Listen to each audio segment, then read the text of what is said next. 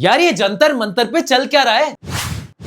Here's a recap. 20 जुलाई को दिल्ली के जंतर मंतर पे चल रहे प्रोटेस्ट पे लाठीचार्ज हो गया, लेकिन बात यहां तक पहुंची कैसे, अभी समझाते हैं। दरअसल इंडिया में डॉक्टर बनने के लिए जो नेशनल लेवल एग्जाम होता है नीट, उसके पेपर लीक होने की वजह से ये सिलसिला शुरू हुआ। पर नीट का पेपर सिर्फ 2026 में नहीं बल्कि 2025 और 2024 में भी लीक हुआ था। तो जब पेपर पहले भी लीक हो चुका है तो 2026 के लीक पे इतना हल्ला क्यों? फैक्ट तो यह है कि 2026 का लीक इतना मैसिव था कि एग्जाम के कुछ दिन बाद हुई इन्वेस्टिगेशन में पूरा एग्जाम को रद्द या कैंसिल कर दिया गया और एक री नीट का एग्जाम अनाउंस किया जो अब पूरा हो चुका है और जिसके रैंक होल्डर्स भी अनाउंस हो चुके हैं। लेकिन अपने कई सालों की मेहनत को ग्रीड, करप्शन और इनकॉम्पिटेंस की वजह से कैंसिल होता देख कई बच्चे डिसहार्टन हो गए। उन्होंने री नीट के प्रेशर में खुद को अनअलाइव कर ली। बच्चों के साथ हुई ट्रेजेडी और एजुकेशन मिनिस्ट्री के कंसिस्टेंट फेलियर के अगेंस्ट सोनम वांगचुक एक भूख हड़ताल पे बैठ गए। डिमांड सिंपल थी, एजुकेशन मिनिस्टर का रेजिग्नेशन और मॉनसून सेशन ऑफ पार्लियामेंट में एजुकेशनल रिफॉर्म पे डिस्कशन। स्ट्राइक के 21वें दिन सरकारी अधिकारी आके सोनम वांगचुक को उठाकर जबरदस्ती हॉस्पिटल ले गए, लेकिन सीजेपी के लीडर्स ने प्रोटेस्ट कंटिन्यू रखा है। जब गवर्नमेंट ने इस भूख हड़ताल को इग्नोर कर दिया तो प्रोटेस्टर्स ने डिसाइड किया कि जिस दिन monsoon session of parliament start होगा 20 जुलाई, उस दिन जंतर मंतर से पार्लियामेंट तक एक पीसफुल मार्च किया जाएगा। लेकिन 20 जुलाई को पार्लियामेंट और जंतर मंतर दोनों का एक्सेस रिस्ट्रिक्ट किया गया, सड़कों और मेट्रो स्टेशंस को ब्लॉक कर दिया गया और इस पीसफुल प्रोटेस्ट पर लाठीचार्ज और टीयर गैस करके इसे डिस्पर्स करने की कोशिश की गई। लेकिन प्रोटेस्ट आज भी चल रहा है और अब तक सरकार से कोई ऑफिशियल कम्युनिकेशन नहीं आया। तो अगर आपको लगता है कि इनकी मांगे सही हैं तो लिख दीजिए नीट, लेकिन अगर आपको इसके पीछे कोई पर्सनल एजेंडा लगता है तो लिख दीजिए